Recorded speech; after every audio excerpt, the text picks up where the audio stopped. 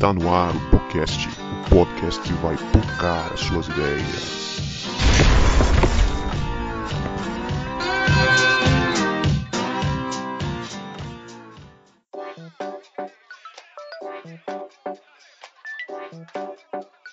Para você que achava que a gente não voltava, a gente voltou. E este é o podcast que vai focar as suas ideias. Eu sou a Leia e estou aqui com a Juliana, que é o maior cupido de relacionamento que eu já conheci nessa vida. Sou mesmo. Verdade, adoro. Eu sou a Juliana e eu estou aqui com a Lu, que não perdia um congresso do Eu Escolhi Esperar. Nossa! Eu sou a Lu e eu estou aqui com a Rita, que é da Bahia. Eu acho que eu vou montar um grupo online do estudo de geografia. Eu sou Rita, eu vim lá de Natal. Por incrível que pareça, existe diferença de sotaque entre os baianos e os alagoanos e os recifenses, os natalenses, os cearenses, etc. Bom, eu tô aqui para participar do podcast com vocês e eu estou aqui também com a Jéssica, que eu confesso que eu tô conhecendo agora, né? A Jéssica, nossa convidada especial, presidente da JUBAC. Para você que acha que o nosso podcast não é especial, ele é muito especial. E eu sou a Jéssica, direto de Linhares, estou aqui com a Leia, que quando virou noivo se tornou especialista em eletrodomésticos, principalmente geladeiras, me deu altas dicas. Muitas, verdade. Maravilhoso, tá me servindo muito a geladeira, pode seguir a dica. Para você que é assíduo do nosso podcast, deve estar se perguntando o que está acontecendo, né? Bom, hoje a gente está fazendo um podcast muito especial e, como já diria Nairobi no seriado La Casa de Papel, que comece o matriarcado. Hoje esse podcast é todo feito por mulheres. Só mulherada. E as meninas estão aqui. A Juju é a esposa do Guto, a Lu é a esposa do Vini, a Rita é a esposa do João, que fazem o nosso podcast. A esposa do Cebola não pôde participar, infelizmente. E hoje, como eu já disse, a gente está com a nossa convidada Jéssica também. E a gente vai bater um super papo hoje sobre relacionamento. A gente vai falar sobre namoro e o preparo para o casamento. E a Jéssica tá aí se preparando para casar, né? Noivinha 2020. Tá sofrendo com a epidemia? Para quem escolheu esperar, nem o Covid atrapalha o casamento. Amém. Gostei de ver aqui. Mas assim, a gente tá ansioso, né? Normal, assim, né? Uma ansiedade que já seria normal, mas é porque o cerne meio que do casamento, assim, que a gente sempre fala é o planejamento, né? A preparação. E aí a gente buscou se planejar e se preparar em todas as áreas desde o início. E aí a gente foi pego de surpresa, porque, tipo assim, o Covid não tá nem aí pros nossos planos, pras nossas preparações. Então, acho que o caminhar meio que, né, totalmente no escuro é bem assim, deixa a gente bem ansioso, mas Deus tá na frente, né? A gente tem pedido muita sabedoria, muito discernimento mesmo, para tomar as decisões que a gente tem que tomar. Amém. Deus tá guiando, com certeza. Antes da gente começar com o nosso bate-papo, eu quero fazer um panorama, como sempre a gente faz, a gente fala sobre o tema. E o tema namoro e sexualidade, envolvendo também a santidade nos relacionamentos, esse é um tema que ele é muito associado aos jovens e aos adolescentes na nossa igreja. Mas mesmo assim, nem sempre as palestras que a gente ouve, as palestras que a gente vê, que são direcionadas para os nossos jovens, para os nossos adolescentes, neste sentido, elas nem sempre são tão esclarecedoras, elas falam de uma maneira tão clara e tão aberta. E eu estava até conversando com o Erlon, meu marido, agora eu não me lembro de eu, adolescente, ter participado de uma palestra sobre sexualidade na igreja. Eu não me lembro, assim, de quando eu era adolescente de ter participado disso. Eu acho que era bem mais tabu. Ou se eu participei, foi tão importante, foi tão esclarecedora que eu nem me lembro, né? No começo aí de 2010, no ano de 2010, a gente começou a ver alguns movimentos voltarem a falar sobre esse tema de ser casto, ser puro nos seus relacionamentos, no namoro. E aí a gente lembra muito do movimento Eu Escolhi Esperar, que virou uma febre entre os jovens evangélicos, aqueles que buscavam um namoro cristão, com princípios de santidade. Eles viviam fazendo vários congressos, seminários, bilheterias lotadas para ouvir como é que era o nome do homem? Gerson? Eu Escolhi Esperar? Nelson. Aí, ó, quem eu se não sei nem o nome dele. Nem fiz a piada pra ver quem se entregava. Eu só sou uma pessoa bem informada do meio gospel. Ah, tá bom. E aí esse movimento Eu Escolhi Esperar, ele foi muito falado. E, inclusive, ele foi muito criticado também pela galera do mundão aí, né? Eu lembro que o pessoal ficava zoando muito Kaká também na época, foi o primeiro casamento dele, que ele estava fazendo parte desse movimento e tal. Muita gente que fazia parte, que também caiu na zoação. Além dele, também tinha o No Humor da Maçã, era um blog. Quando eu li a pauta que o Bruno fez, eu me lembrei também que eu acessei muito esse site do No Humor da Maçã. Tinha uns conteúdos bacanas, falava também sobre pornografia, eu achava bem interessante. E isso tudo são movimentos que lembravam os movimentos dos anos 90, que era do Quem Ama Espera. Eu lembro que eu era criança, eu via algumas pessoas da igreja com essa camisa, com um adesivo na Bíblia, Quem Ama Espera e tal. Movimentos que estimulavam a pureza nos relacionamentos dos jovens. Mas será que todos esses movimentos, eles não lidavam de uma forma muito romantizada? E aí a gente começa a problematizar o tema. E aí eu já queria ver com vocês, meninas. Diante desses movimentos que surgiram e de tantos debates e palestras que a gente já ouviu falar, ou que a gente já ouviu, precisa falar sobre isso com o jovem, com o adolescente, vocês acham que existe uma definição saudável? Qual seria a definição saudável de namoro para vocês? Eu queria só, rapidinho, porque você comentou sobre os movimentos, e aí eu até dei uma olhada, assim, relembrei um pouco deles, né? Eu não sou da época do Quem Ama Espera, mas eu sou da época do No Humor da Maçã, do Eu Escolhi Esperar. E eu me lembro que o No Humor da Maçã eu lia muito conteúdo deles, mas Eu Escolhi Esperar, desde aquela época eu tinha algumas ressalvas, assim. Eu acho que o movimento ele era muito válido, mas alguns problemas que eu via nele, assim, principalmente de pessoas que eram meus amigos e que às vezes até curtiam também, e às vezes a gente trocava ideia sobre isso, conversava sobre os conteúdos, e o que eu percebia era que o foco era muito esperar por alguém.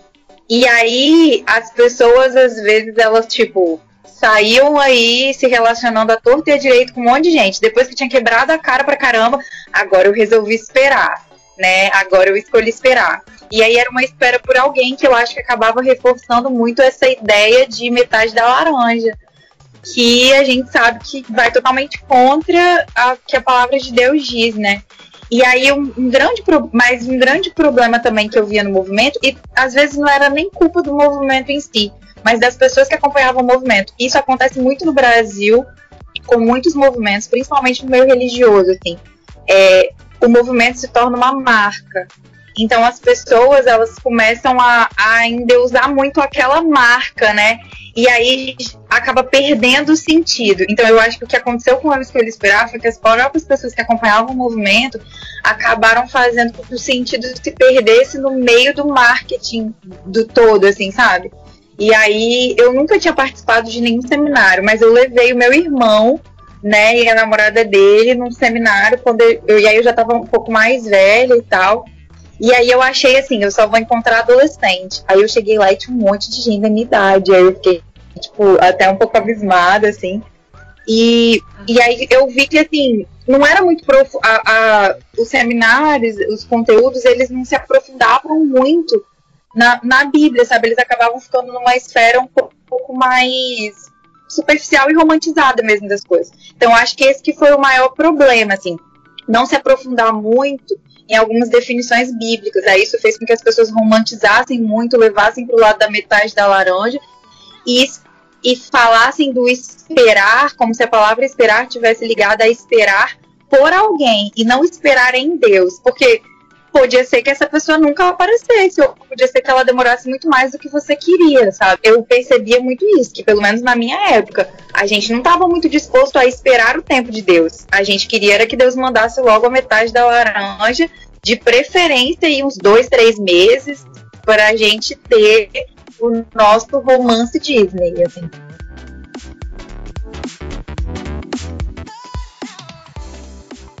Eu tenho um pouco, assim, da minha experiência, né? Eu sou bem mais antiga, pra vocês terem noção, eu casei em 2008, então 2010 era... eu escolhi esperar, então, assim, eu já estava casada. Quando eu era adolescente, a gente ouviu falar, lógico, do Quem Ama Espera, que eu acho que houve na década, com a liberação sexual, né, que ocorreu na década de 60, e consequentemente veio da década de 70, 80, e aquele apelo todo que havia na mídia, né, com relação à experiência sexual que deveria ser feita na adolescência, né. Então eu acho que ele veio também com esse contraponto, por isso esse nome, Quem Ama Espera, até porque sempre tinha aquela coisa que as pessoas faziam, se você me ama, então você transa comigo, né? E veio justamente fazer esse contraponto. Não necessariamente, né? Legal. Eu prefiro esperar. Era o que tinha isso, e muito marmanjo, muito cafajeste, enrolava muita menina com essa conversa, né? E só que assim, eu nunca participei. E o que eu achei muito, muito interessante, na minha igreja, né, lá em Natal, o meu pastor, é que ele começou a trabalhar o material da Universidade da Família, que eu não sei se vocês conhecem, que é aquele que trabalha com o One, né? Eu só fiz o One, tem vários outros que eu queria fazer. Eu fiz o One, aliás, e o Casar-se para Sempre. E eu achei a ideia muito mais interessante. Por quê? Porque havia tipo um processo de mentoria, de discipulado. Então, o pessoal namorava, lógico, aí tinha de vez em quando tinha que falar na igreja, falar sobre namoro e tal. Então, se pegava um líder, um casal líder, pegava uma quantidade X de casais namorados ou noivos da igreja e iria se trabalhar com aquele casal. E não era só a questão sexual de você vai esperar até o casamento, né? Mas trabalhar as outras áreas também que envolve o namoro. Tipo, e a família? Como é que essa família se relaciona? Vocês se planejaram financeiramente? Quais são as expectativas de vocês? Como foi a criação de vocês? Qual é o passado de vocês? Que fatores desse passado, talvez traumas ou coisas, possam vir a interferir nesse casamento futuramente, né? E eu achei isso muito interessante porque isso permitiu um conhecimento melhor do casal, né? Que às vezes você namora a pessoa, mas você não conversa mesmo direito com ela. E o curso, ele era muito franco, ele diz assim, olha só, se você identifica, ele chega num determinado momento que há algum tipo de incompatibilidade, termina o namoro, porque não vai dar certo. O curso diz assim, e eu achei interessante que um dos casais estava participando conosco, realmente o casal chegou na metade do curso e acabou. Eles terminaram o namoro. Isso. Por quê? Isso, olha só, coisa que a gente fica sabendo depois, né? A namorada, né? A gente descobriu que ele era extremamente possessivo e ciumento, e a gente não sabia, né? Ela já era do nosso convívio, ela arrumou um namorado, ele começou a ir para a igreja, né? Porque, ela queria, né? Tal, acompanhar. E era ao ponto de ela estar na igreja, ela estar sentada, olhar para trás, e ele querer saber para quem que ela estava olhando, assim, sabe? Nesse nível. Então, quando ela começou a gente começou a estudar e a gente começou a abrir o jogo mesmo, assim, que a gente é tipo uma terapia praticamente, mas é muito legal. Então ela viu que realmente aquilo ia dar problema, entendeu? Por quê? Porque quando você vai entrar no casamento, você tem que estar resolvido, você não pode achar alguém, ou você não pode casar esperando que aquilo vai resolver alguma carência sua, ou tapar algum buraco, alguma coisa que casa na sua vida. Não, muito pelo contrário, né? Você já tem que ir muito resolvido que é isso que você quer. Então, assim, eu achei isso muito interessante e eu acho que é muito diferente do que traz os movimentos que abrangem muito, é muita gente. E não, era pequena, é mais profundo, entendeu? Então eu acho isso muito interessante e eu não vejo isso nas igrejas, assim, em todos os lugares, né? São poucas, confesso.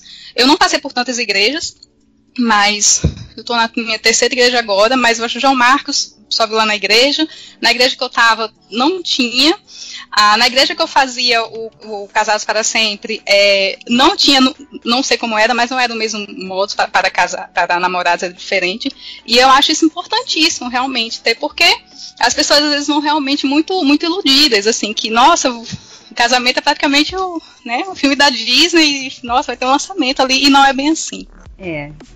Bom, no meu caso, eu acho que a preparação, assim, o namoro ideal mesmo, é a preparação mesmo pro casamento. É você entender que você tá namorando para casar.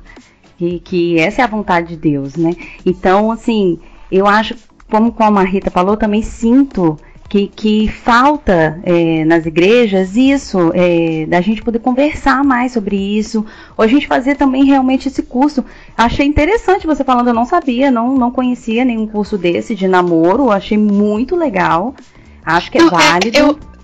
Eu achei muito interessante, desculpa te atrapalhar, Juliana. E tem outros, por exemplo, tem um eu não consegui fazer ainda, mas tem um porque eu não achei aqui, mas tem, por exemplo, a Paz, né? E são todos nesse formato, não é muito, muito fechado, mas é um grupo menor que você pode chegar e dizer, olha, e você abrir seu coração, você falar, eu tô passando por isso, e você saber que aquilo não vai sair daquele grupo, entendeu?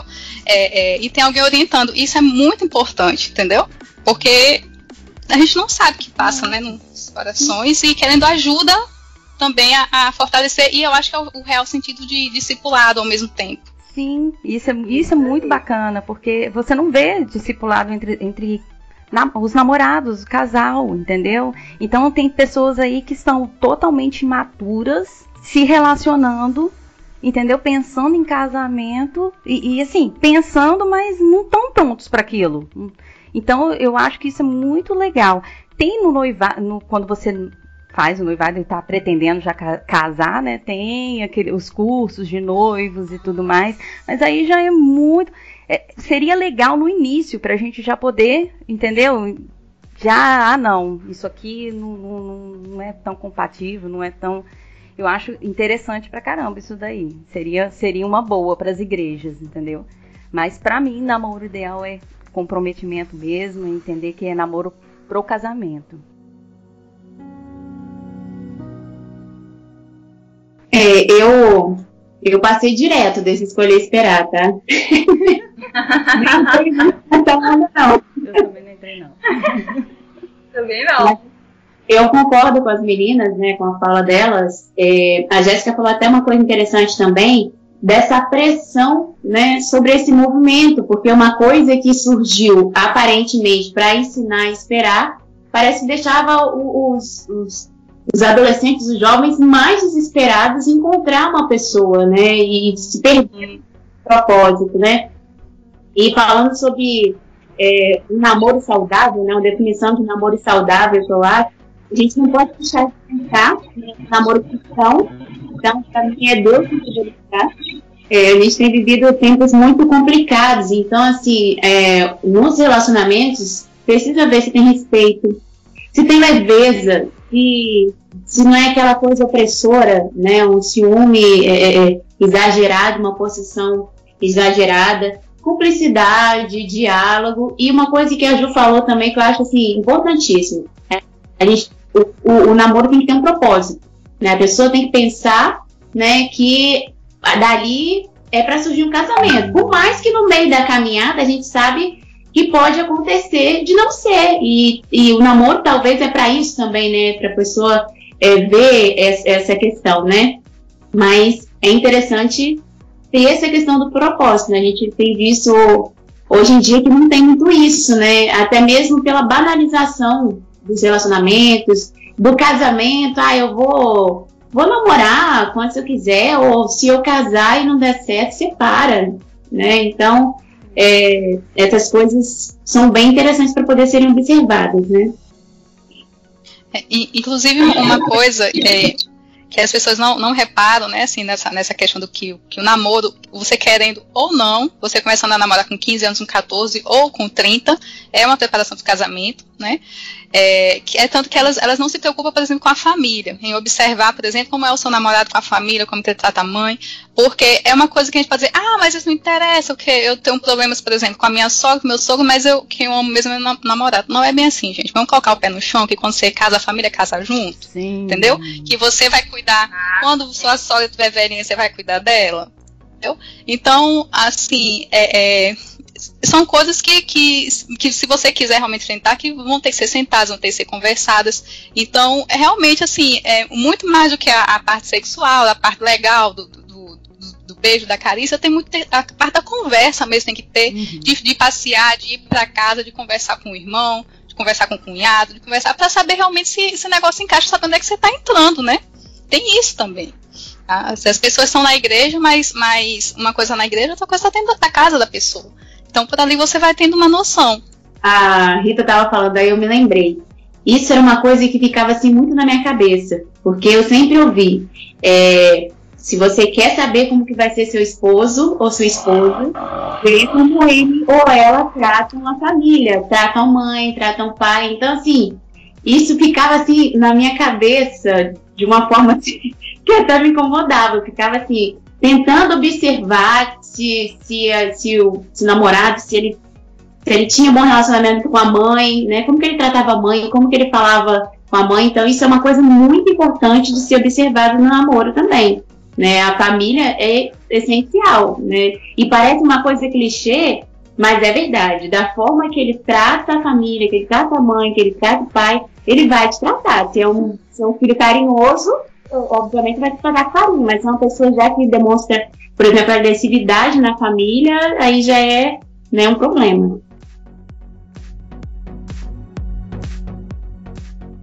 Uma coisa que eu percebo também, que é muito importante, principalmente no tempo que a gente está vivendo, em que a ansiedade é um dos maus do século, é que a gente projeta muito as coisas, e aí a gente projeta as nossas expectativas, né, no outro e tal, e a gente está tão preocupado em realizar as nossas projeções que a gente não se preocupa em construir o relacionamento. Então, acho que esse objetivo de construir mesmo uma relação, com tudo isso que vocês falaram, né, de respeito, de família, de saber como que o outro trata a família, porque, por exemplo, às vezes, para mim, passar o Natal com a família é uma coisa assim, que não tem como abrir mão, Natal e Ano Novo, mas talvez pro outro, Ano Novo, tipo, não, é de viajar, e aí, tipo assim, isso pode ser uma briga, sabe, isso pode ser um problema muito grande, que às vezes a gente não para pra pensar. E também, assim, a questão da fé, né, porque às vezes na igreja a gente trata julgo desigual como se fosse casar com uma pessoa que não conhece Jesus e tal. Mas assim, eu pelo menos, né, eu, Jéssica, às vezes eu conseguia conceber mais uma pessoa que eu precisasse de evangelizar do que um crente que não tivesse visão de reino. Parece que é mais difícil, sabe? Porque, por exemplo, eu sou líder desde que eu sou adolescente. E na minha cabeça eu sempre falava isso. Falava, cara, não tem como eu namorar com uma pessoa que não queira se comprometer de verdade com o ministério, que não goste de ir pra congresso evangelizar, né, meninas? Tipo, que não goste de dar rolê em congresso, que não goste de galera. Uma outra coisa que eu sempre falava com a minha mãe, tipo, eu quero que a minha casa seja a casa que os adolescentes da minha igreja vão pra ver filme. Meus pais são muito hospitaleiros. Então, na minha cabeça não entrava namorar com uma pessoa que não gostasse de gente, que não gostasse de receber gente, de conviver com gente, sabe? Então, assim, são detalhes muito que parecem pequenos, mas eu acho que se for para projetar alguma coisa, a gente tem que projetar assim, como é que eu me vejo casada daqui a 10 anos? Eu preciso, então, buscar uma pessoa com quem eu vá construir isso. E às vezes a gente projeta muito que a gente quer que a outra pessoa faça pela gente, mas a gente não se dispõe a construir isso com a pessoa, né? De sonhar junto, enfim, de compartilhar e tal. E uma outra coisa que vocês falaram, a questão da preparação para o casamento, né? Antes de eu começar a namorar com o Ricardo, eu falava muito assim, com Deus, que eu queria, poder encontrar uma pessoa que soubesse o que queria, sabe? E uma das coisas que mais me chamou a atenção nele era isso, além da visão de mundo dele, era que, tipo, ele sabia o que ele queria, entendeu? Porque quando a pessoa não sabe o que ela quer, não tem como. Se você não sabe o que você quer, e se a pessoa não sabe o que quer, não tem como vocês se relacionarem, não tem como vocês construírem nada junto. Porque pra quem não sabe pra onde vai, qualquer caminho é caminho. Então eu vejo que isso é muito importante. E depois que eu comecei a namorar com o Ricardo, eu percebi por que a minha mãe falava tanto sobre a idade pra namorar. Porque quando a gente é novo, a gente não entende o que os nossos pais falam. A gente acha que é cuidado demais, mas assim, com 15 anos, eu ainda não sei o que eu quero. A Jéssica, de 18 anos, que entrou na faculdade, é totalmente diferente da Jéssica de hoje, com 3 anos de formada. As minhas perspectivas são diferentes. Algumas coisas que eu planejei são diferentes. Então, isso influenciou na minha escolha. A escolha que eu fiz quando eu tinha 17 anos, por exemplo, para me relacionar, é completamente diferente da escolha que eu fiz com 24. Então, assim, isso é muito importante. Não que todo namoro que começa cedo dá errado, não tô falando isso não.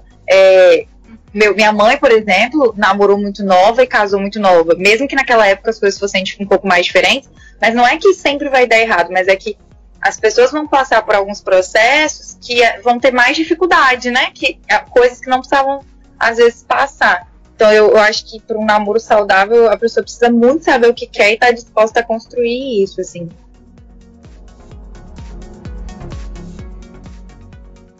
Tem muita gente também que diz que o namoro saudável cristão é aquele à corte, né? Que não tem beijo, que não tem abraço, que só vai beijar, dar a bitoquinha lá no altar. Eu conheci uma história da cidade de onde eu vim, que o casal fez assim, e as fotos do casamento era o cara assim, esperando o momento do beijo, assim, era nítido no rosto dele, eu tô aqui pra beijar. Que legal, que pureza que tem nisso, depois Depois eu vi um menino que conheceu uma garota no congresso, e aí ele falou assim, lendo bastante a Bíblia, eu vi que não existe namoro na Bíblia, e aí no outro dia do congresso ele já pediu a garota em casamento, e dali 3 meses eles casaram. Papo! E aí, gente? Vocês acham que esse é um modelo também? Ai, não, acho que não. Saudável? Acho que não. Olha, eu vou ser bem sincera com vocês. Eu acho que tem muita coisa que na Bíblia tem que ser contextualizada. Realmente não havia namoro na Bíblia naquele tempo, mas a gente tá nos tempos que a gente tá hoje, gente, sinceramente. Exato. E é diferente, não tem muito como a gente querer ser como era antes. Eu prefiro que haja um namoro do jeito que é hoje, até porque as pessoas não têm a mesma responsabilidade. Eu já vi, por exemplo, o caso de gente que estava na igreja e casou porque o pastor disse que a outra era o par perfeito do outro, e casaram, tiveram um filho, colocaram uma criança no mundo, entendeu? Para se separarem. Ou seja, quando eu conheci, o bebezinho estava... Era um bebezinho aí, não tinha nem 2 anos, eles já tinham separado. Olha só. E, gente, não é melhor você namorar? Não é melhor você conhecer? Não é melhor você dar um tempo? Sabe? Então eu acho que tem essa questão. E é uma coisa que a gente não pode ignorar, gente. Venhamos e convenhamos. Alguém vai. Morde aqui e vê se morde aqui e vê se sai leite. É assim que a gente diz lá na minha terra. Todo mundo vai dar, nem que seja um beijo escondido, uma bitoca. Venhamos e convenhamos. Entendeu? Claro! Gente, não tem como. Então.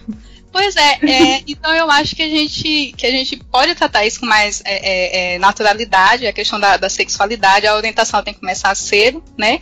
Lógico, falando da castidade, que tá na Bíblia, realmente a castidade, mas que a gente pode fazer orientar, gente, também não dá não, porque senão vai chegar um bando de gente seca também no casamento, aí a menina vai estar esperando uma coisa, quando for imagina a noite de luto. Misericórdia, imagina. Nossa Deus. Aí a menina tá pensando, nossa, aquele romantismo todo, né? E o menino tá a mais de 1000 dando nó em ponta de azulejo.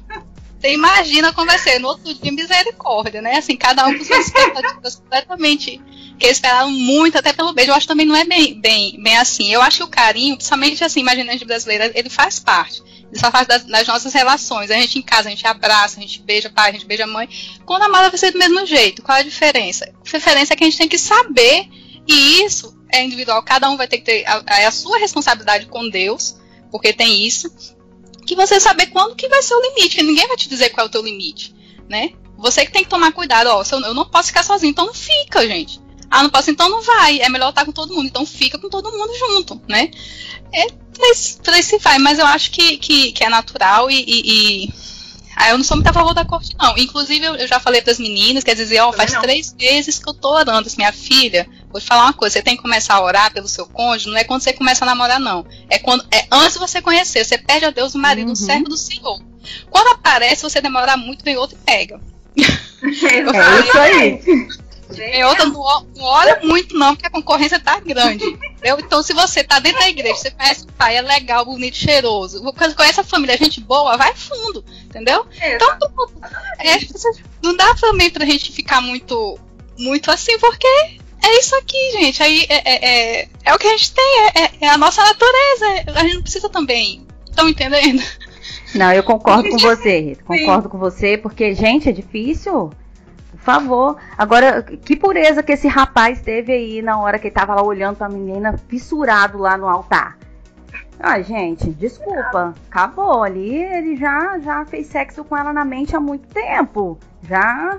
Então, eu acho que esse negócio de corte, gente, pra mim não dá, não. Eu não conseguiria, não. Sem chance. Até porque vamos pisar no chão. Pra mim, pisar no chão. Namoro tem química também, entendeu? Então aí você dá um beijo, cara, você tem bafo, você não gosta do gosto. Mas, então, amor de Deus, é uma coisa. Sua baba em você é estranho. Ai, nossa, já babaram em mim. Dá não. Caiu até na minha camisa. Deus. Ai, que nojo.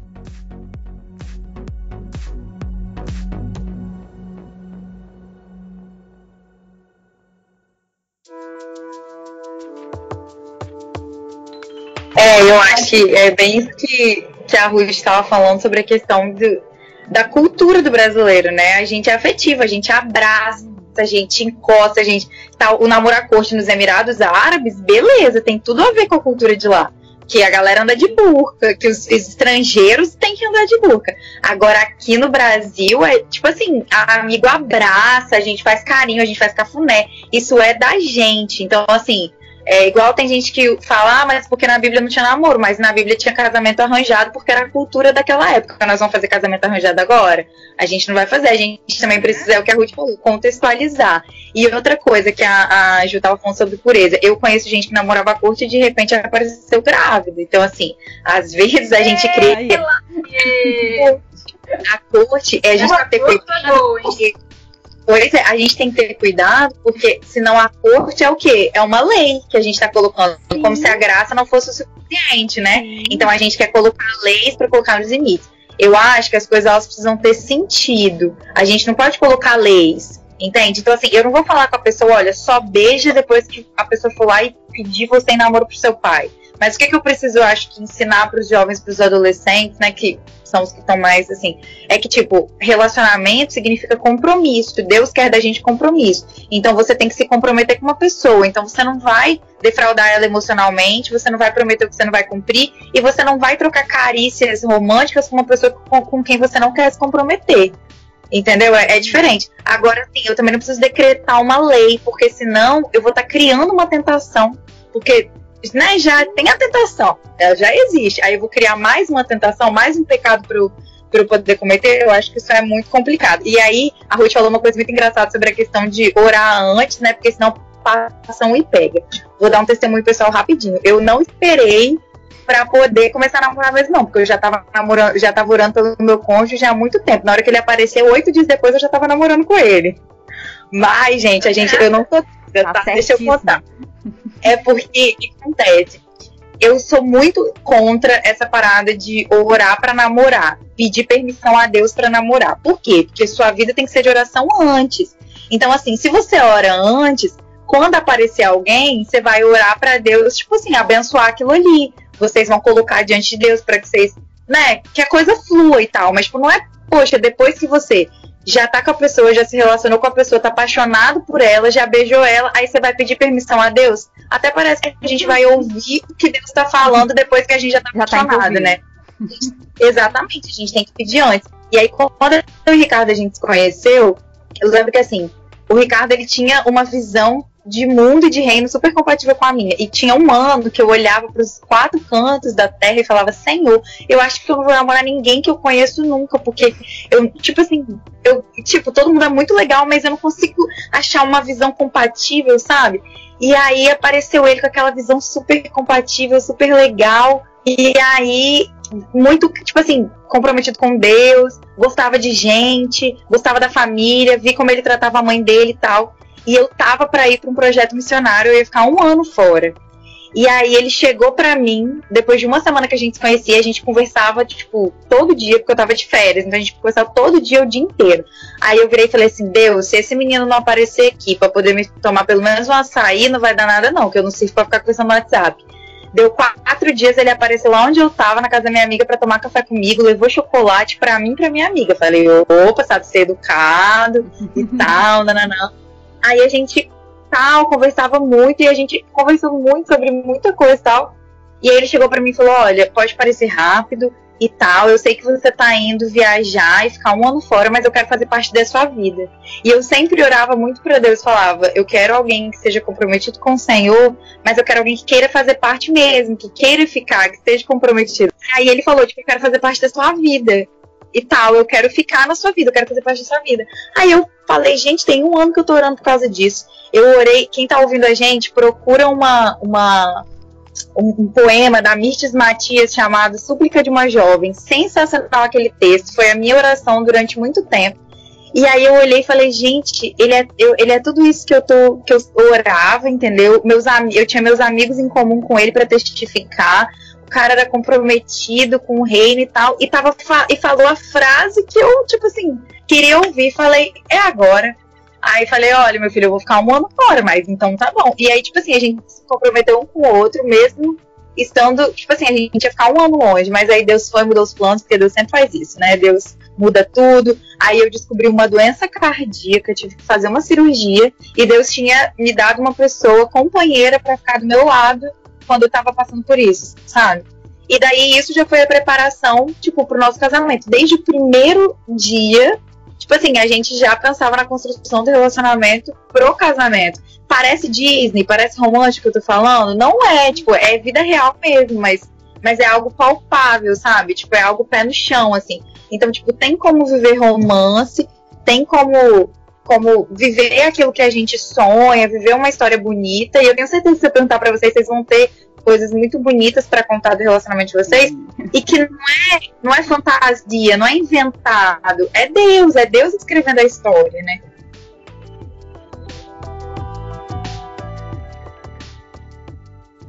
Aproveitando o embalo, Jéssica, eu tenho um, só que é o contrário. Um testemunho. Eu tinha, acho que 16, 17 anos, né? Aí, porque eu me converti, minha mãe foi pra igreja, eu tinha 11 anos, eu me converti, me batizei, que eu não lembro nem qual foi a data que eu me converti. Na verdade, eu me converti depois que me batizei, mas é outra história. Aí eu resolvi realmente orar a Deus pedindo. Eu vi no congresso, falando assim, que a gente não deveria pedir um namorado a Deus, deveria pedir um marido. E eu comecei a orar a Deus, né? E eu comecei a me interessar com um carinha da igreja. Tá na igreja, cheque, né? Bonitinho, cheque. Legal, cheque, então beleza, vamos lá. Aí eu fiz assim, mostra pra mim, realmente, será que fulano era legal? Tá dando umas olhadinhas pra mim? Tá, cheque. Aí você podia mostrar se é pra mim, se não é e tal. E aí eu fui com essa oração pedindo que o Senhor me mostrasse, né? Até então tava só por ali, não tinha falado nada com ninguém. E eu tava na recepção da igreja nesse dia. E tinha um irmão na minha igreja que ele tinha uma filha pequena de 2 anos. E quem tem filho pequeno assiste o culto, né? Assiste o louvor muito mal e fica lá fora com a criança andando, se revezando. E ele tava lá com a filha dele brincando e ele começou a conversar comigo. Gente, ele olhou pra mim e começou a conversa e veio o assunto. Ele olhou pra mim e fez, vou falar uma coisa. Você ora pra Deus, você não pede ninguém dentro da igreja, não. Você peça um servo ao Senhor. Porque dentro da igreja tá cheio de gente, mas servos são poucos. Se você casar com um servo, ele vai ser um bom marido, porque ele vai colocar Deus em primeiro lugar. Mas se você não casar com um servo, ele não vai ser um bom marido. Gente, eu me desiludi com o menino, não sei nem se ele era certo, não sabe do coração dele. Mas aqui pra mim foi tão uma resposta assim, tão de, fica na sua, que não é pra agora, que também deixei pra lá, entendeu? E não achei isso e não deu em nada. Foi muito marcante, assim, tô falando, é um testemunho muito pessoal, realmente, porque eu não tinha falado isso pra ninguém, e ele chegou conversando, e dentro do assunto ele falou isso, ele me orientou como se fosse realmente um pai conversando comigo, né? E isso foi muito, e eu deixei isso pra lá e pronto, fui armar amigos, em vez de me preocupar, e lá pra frente, lá na chat, foi que eu conheci João Marcos.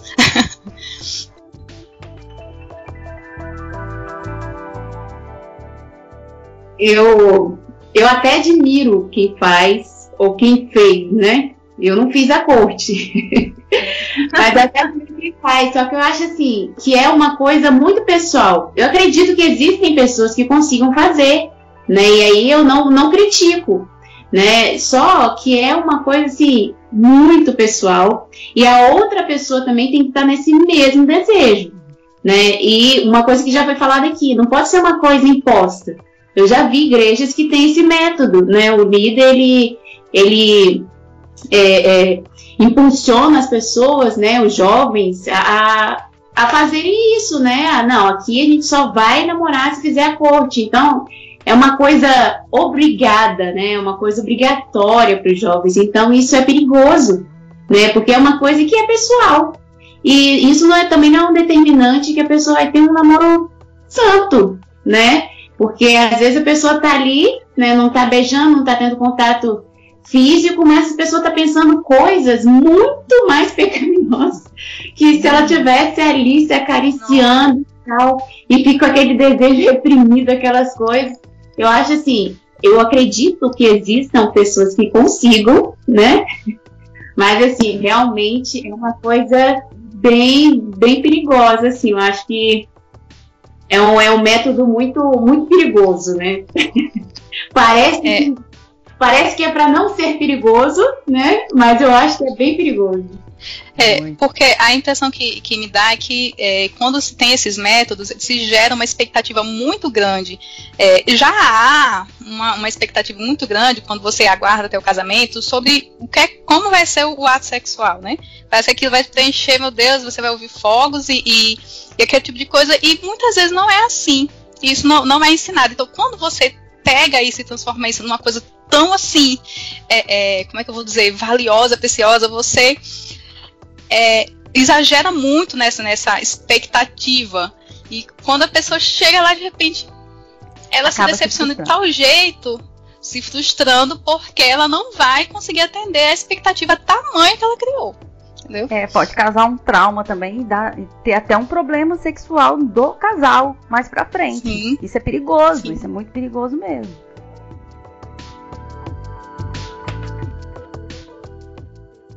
Eu acho que esses tipos de métodos, igual a corte e pastor que tem que liberar pra namorar, né? Pastor, eu vim te pedir permissão se eu posso namorar com fulano.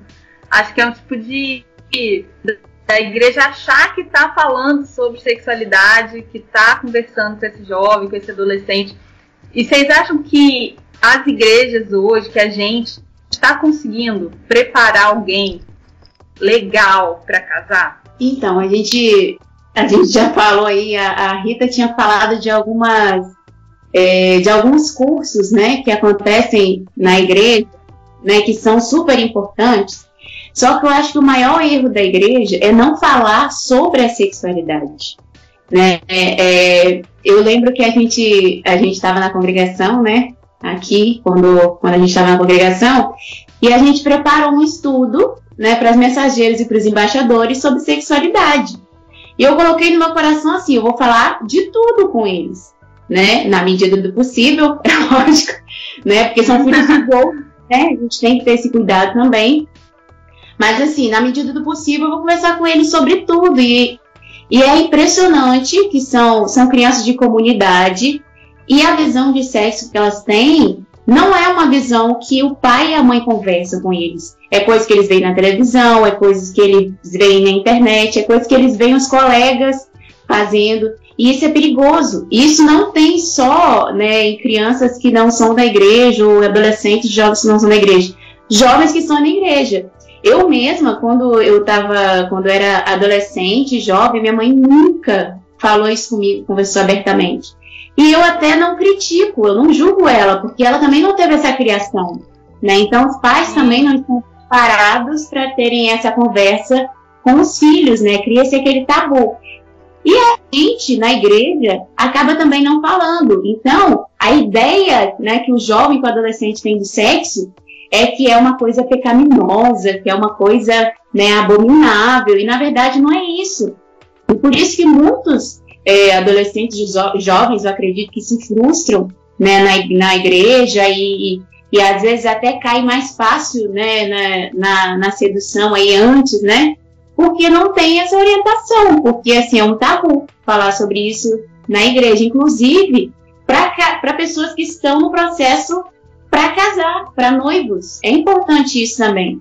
Eu e Vinícius, a gente já foi padrinhos de alguns casais. Muitos casais já tinham um acompanhamento na igreja, né, com seu pastor, então assim, tudo bem, né? Mas a gente colocou no nosso coração que se a gente fosse padrinhos, a gente ia tentar ser de fato padrinhos, né? Orientar, né? Tentar passar alguma coisa. E a gente acompanhou um casal que eles eram de uma outra denominação, e essa denominação, assim, o pastor não chamou eles nem para conversar, eles estavam assim há uma semana do casamento e eles não tinham tido acompanhamento nenhum. E eu e Vinícius, a gente pegou o casal, levamos eles para o shopping, conversamos com eles, fizemos um momento separado, Vinícius levou o rapaz, né, para dar um passeio, eu fiquei com a moça e a gente foi conversar assim, o que você espera do sexo? Né? O que você acha do sexo? E Vinícius me conversou com o rapaz, porque às vezes a moça ela não sabe como que vai ser, o que ela vai fazer, né? O que pode acontecer que pode frustrar ela, né? De ela se sentir talvez incapaz, né? De não ter conseguido, ou o rapaz também não saber como tratar a menina, né? Às vezes os homens têm essa criação, né? De que é aquela coisa, não, é saciar o desejo, é aquele momento ali. E não, né? Então tem que ter essa orientação e muitas igrejas não dão essas orientações e por isso que muitas vezes a gente tem jovens aí, adolescentes, caindo no pecado, né, e fazendo sexo antes do casamento, porque não entendem qual a importância do sexo, né? Acham que o sexo é só algo pecaminoso, só algo que eu não posso fazer antes do casamento. Então, acho que as igrejas têm que abrir a mente para isso, né, para poder aconselhar, para falar abertamente, né, sobre isso. Eu concordo com a Lu que realmente há uma falha muito grande nas igrejas, infelizmente. A gente não tem falado abertamente mesmo sobre sexualidade com os nossos jovens, e a gente não tem falado mesmo. É até engraçado que eu tive uma experiência que quando eu e o Gustavo a gente estava fazendo o curso para noivos, né? Aí chegou na parte do estudo que era sobre o sexo, a sexualidade, o casamento, o sexo. E eram 4 casais. Só eu e Gustavo fomos no dia. Então, assim, para você ver o tabu, que as pessoas não queriam conversar a respeito disso, não queriam nem se expor, ou talvez eles já estavam mantendo um relacionamento, um sexo antes do casamento, mas não queriam conversar, porque se tornou um tabu, uma vergonha. Ai, meu Deus, o que eles vão pensar de mim, da gente, de nós como casal? E é muito importante a gente conversar sobre isso antes de casar, gente. Tem que ter uma preparação. Então, assim, tá faltando sim na igreja a gente conversar mais sobre isso. A gente precisa conversar sobre isso. Se vocês derem uma olhadinha no portal aquele Ministério da Damares, que eu sempre esqueço, que é tão grande o nome, Ministério da Mulher, da Família, isso. Que ministério é esse? Não, quando a gente dá uma olhada, fala um pouco sobre, porque foi muito criticado esse ano. Na verdade, não era tão ruim assim, era interessante o projeto que eles tinham de prevenção às DSTs, né? DSTs e a gravidez precoce, né? E lá dizia que o índice de meninas que engravidam entre os 10 e 14 anos, ele é muito alto ainda. E ele das meninas que engravidam dos 15 até os 18, eu acho, ele baixou um pouco, mas das meninas que engravidam dos 10 aos 14 anos ainda é muito alto. E, lógico, a maioria dessas meninas, elas estão na periferia, que é onde há a maior atuação das igrejas evangélicas, né? Então, eu acho que aí mostra já um pouco a falta, né, que está fazendo a gente conversar sobre isso. Eu sei que é um fator muito maior, que não é só da igreja, é cultural. Mas se tem criança com 10 anos engravidando, então a gente tem que começar a tratar isso muito cedo. Então a educação sexual, ainda na infância, ela faz parte dessa preparação. E recentemente eu estava até acompanhando a Ruth gosta, né, de brincar de youtuber e assistir youtubers, e tinha umas irmãs que ela assistia e elas eram novelinha, né? Aí ela tava dormindo e eu fui assistir, porque fica no meu YouTube. Gente, as meninas de 9 anos com crush já, entendeu? Fulano se cantando com seu crush, brincando, né, no verão, uma festa sem os pais. Aí eu falei pra ela, filho, eu não quero que você assista isso porque você tem 7 anos, eu sei que é uma novelinha que você assiste, mas olha só, elas são crianças, elas só têm o quê? 9, 10 anos? E elas estão brincando, elas estão com o namoradinho do lado. É uma novelinha, mas não é nem pra novelinha, porque elas são só crianças. Né, isso é muito cedo para vocês têm que brincar, agora vocês têm que aproveitar, porque a infância vai passar e vocês não vão mais brincar. Então isso está muito cedo, e é tabu mesmo. Em uma das igrejas que eu tive uma proposta uma vez, a gente tratar com as crianças, né, que a gente ia fazer uma festinha, sobre a questão da prevenção ao abuso. Nós não ia nem falar sobre educação, dizer, ó, não pode, não quero que toque aqui, não quero que toque ali, porque tem material muito legal, inclusive eu acho que a Junta de Missões que desenvolveu também um vídeo muito interessante sobre isso, e a posição do pastor foi que achava que não era interessante tratar isso na igreja, que isso deveria ser tratado em casa. Só que a minha preocupação é que dependendo de onde, no contexto das igrejas, quando você não trata isso, será que a criança ela não está tendo uma orientação errada em casa? Será que essa criança não já está sendo abusada e ela não sabe? Né? Então eu acho que passa pela educação sexual assim, bem cedo, a preparação do casamento, e a gente continua, apesar de a gente estar vivendo isso hoje, a gente já tem problemas muito maiores, como por exemplo, gente no Japão que está casando com boneca, casando com software, tem gente que está se apaixonando por inteligência artificial, e a gente ainda tem tabu de conversar sobre sexo dentro da igreja.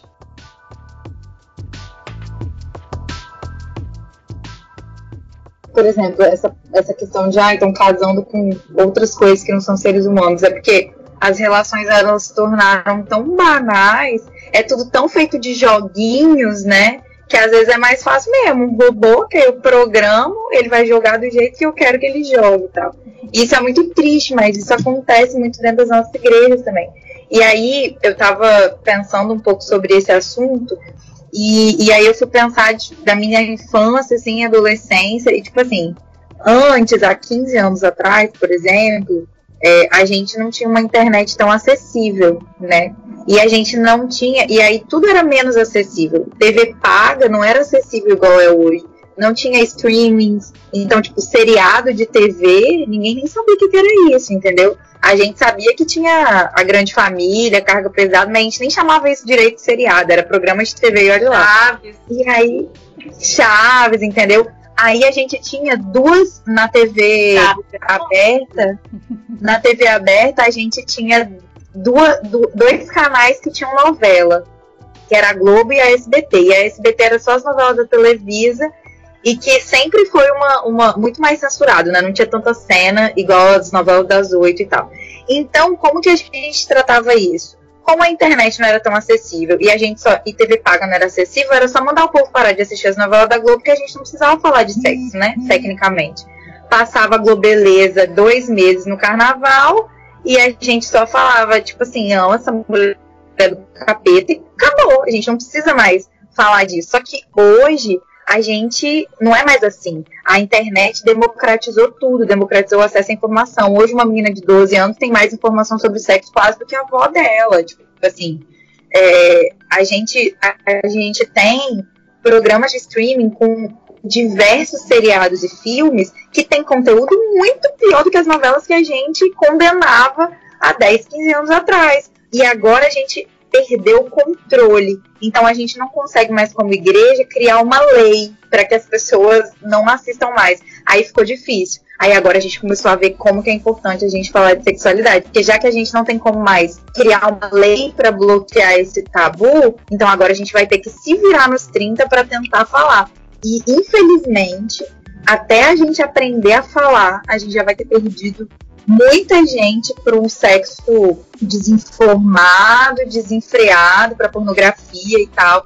Porque, assim, se eu não quiser falar com as mensageiras, a Lu falou, né? Se eu não quiser falar com as mensageiras sobre isso, elas vão colocar sexo no Google e vai aparecer falando para tocar no seu corpo, para se conhecer. E não é só saber sobre o seu corpo, é tocar, é realmente fazer sexo de forma individual. E aí, se a gente não falar sobre como o sexo precisa ser feito para gerar prazer no outro, né, e sobre como a gente precisa fazer isso dentro do contexto do casamento, se a gente não falar, ninguém vai falar. A novela não vai falar, porque a gente tem filmes engraçadíssimos e divertidíssimos que falam sobre... E aí a gente tem movimentos, né, de libertação da mulher que vão falar sobre como uma parte da libertação da mulher significa ela conseguir sentir prazer sozinha. E aí, de uma forma muito... nem é sutil, mas assim, é de uma forma cômica, de uma forma tentando deturpar tudo, de uma forma sutil, vem trazendo outros valores. Não só pra, e aí eu tô falando de meninas, mas porque essa parte dos meninos, né, há muito tempo, já não é tabu, a gente finge que os meninos não têm problema de masturbação, a gente finge que eles não têm problema com pornografia, e a gente também finge que pornografia não é um problema e masturbação não são problemas que meninas também passam. E os meninos, eles, durante algum tempo, eles já não têm mais tanta dificuldade de confessar esse pecado, mas as meninas, elas não vão confessar, porque uma menina não vai chegar para outra menina para falar que tem problema de masturbação, porque senão o que é que vão pensar dela, né? Então, assim, e aí eu tô falando de coisas que foram problemas pra mim, até ontem, entendeu? Tipo assim, a gente, por exemplo, até ontem a gente não falava, tipo assim, falar de chá de lingerie dentro da igreja, a gente não ouvia falar disso. Eu passei por uma experiência, não vou falar em qual ano, né? Vou fazer igual quando vocês estão nos outros podcasts, não vamos dar muita referência, que é pra não saber de onde que foi. Mas eu passei por uma experiência, por exemplo, de estar num ambiente em que, assim, eu me sentia a Maria Madalena, assim, porque num chá de lingerie a gente tava falando, tipo assim, a menina tava às vésperas do casamento, pra zoar com a cara da menina, que a menina tá lá, vai ser feliz no casamento, e a gente não, a gente tá aqui ainda esperando, então a gente vai zoar com a cara dela, porque daqui a pouco ela vai estar lá feliz no casamento dela, e a gente ainda vai ter que esperar, a verdade é essa, é pra zoar com ela, e além disso, pra, tipo assim, poxa, ela tá prestes a tipo, passar por uma experiência diferente, ela vai ter que aprender a se soltar, né, conversar sobre isso com o marido dela, e a gente fica apreensiva mesmo, a gente fica nervosa, a gente fica ansiosa. Então é um momento pra pessoa, tipo, se divertir, se descontrair, pra gente tornar isso menos, sei lá, difícil, né, menos tenso. E aí, assim, a gente brincando, gente, sem brincadeira, assim, a brincadeira mais pesada do negócio era tipo assim, olha, faz uma dança aqui e o fundo musical sem letra, tá? Faz uma dança como se você estivesse dançando pro seu marido. Gente, eu me sentia Maria Madalena. As pessoas quase que apedrejada, entendeu? E o pior de tudo... Isso é porque você não é esposa de pastor, se você fosse.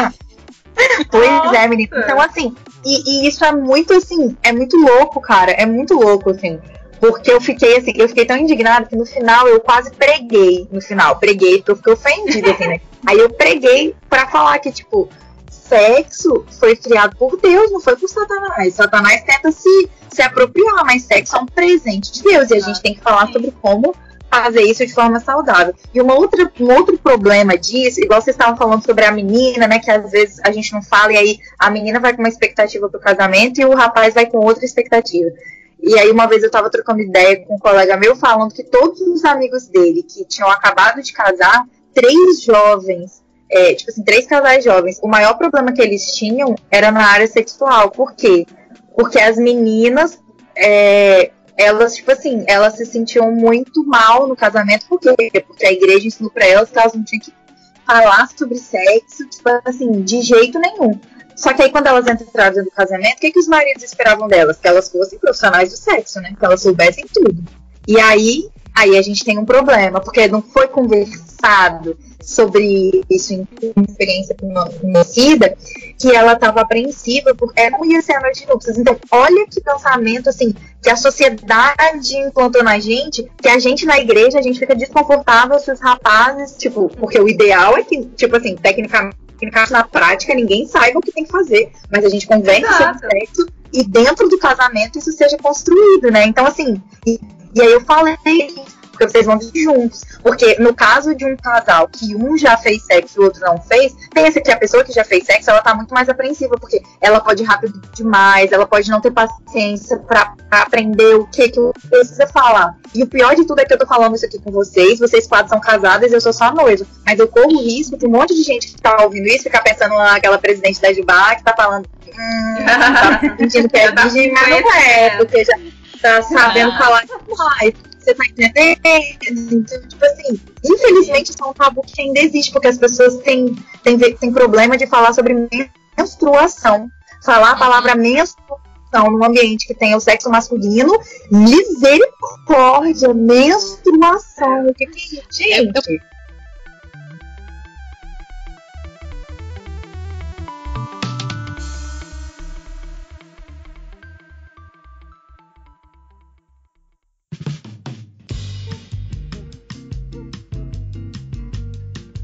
Bom, pessoal, como vocês podem ver, esse papo rendeu, hein? Então, como o nosso papo tá muito bom, a gente vai continuar ele na semana que vem. A gente vai terminar esse assunto sobre relacionamento e preparação para o casamento com essas feras, com essas meninas lindas, no próximo episódio do podcast. E eu espero por você, tá combinado? Então, um beijo no seu coração e te encontro no próximo episódio do podcast.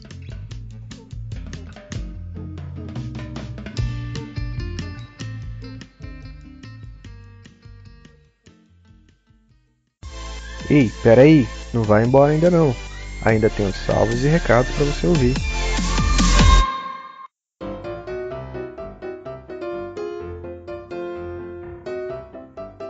É isso aí, galera. Chegou a hora mais aguardada do nosso programa. Para você que compartilha, que comenta, que deixa o seu recadinho lá no nosso Instagram, lá no nosso Facebook, a nossa hora de salves e recados. Hoje, os nossos salves vão para o pastor Dalmário, da PIB em Carapina Grande. Ele que ouviu o nosso último episódio deixou um comentário tão bonito, tão bacana, que a gente quer agradecer ao senhor, pastor, por ouvir o nosso conteúdo. A gente fica muito feliz em saber que o nosso conteúdo abençoa o senhor também. Muito obrigada por esse retorno, pelo senhor ter deixado este recadinho pra gente, esse comentário. Muito obrigada e que Deus abençoe grandemente o senhor, o seu ministério, e que a gente possa também abençoar o senhor com mais conteúdos. O nosso próximo salve vai para Giane Medeiros, ela que ouviu, compartilhou o nosso último episódio com a galera da igreja dela. Super salve para você, Giane, muito obrigada. A gente fica muito feliz, te agradece muito por você ouvir também o nosso podcast, por esse conteúdo abençoar a sua vida e por você compartilhar para que esse conteúdo também chegue para outras pessoas e que ele também seja bênção para outras pessoas, assim como foi para você. Muito obrigada. Para você que ouviu, que compartilhou, mas que não marcou o podcast, para você que não deixou aquele recadinho pra gente também, vai aí um salve, mas a gente quer também aqui falar o seu nome, a gente quer mandar um salve especialmente para você. Então, quando você ouvir esse podcast, quando você ouvir um episódio, não deixa de compartilhar, não deixa de mandar um recado pra gente no Facebook ou no Instagram. Se você nos conhece pessoalmente e quer mandar um recado diretamente pro nosso WhatsApp, também faça isso, que a gente vai falar sobre você aqui também, vai mandar um salve especial pra você, tá bom?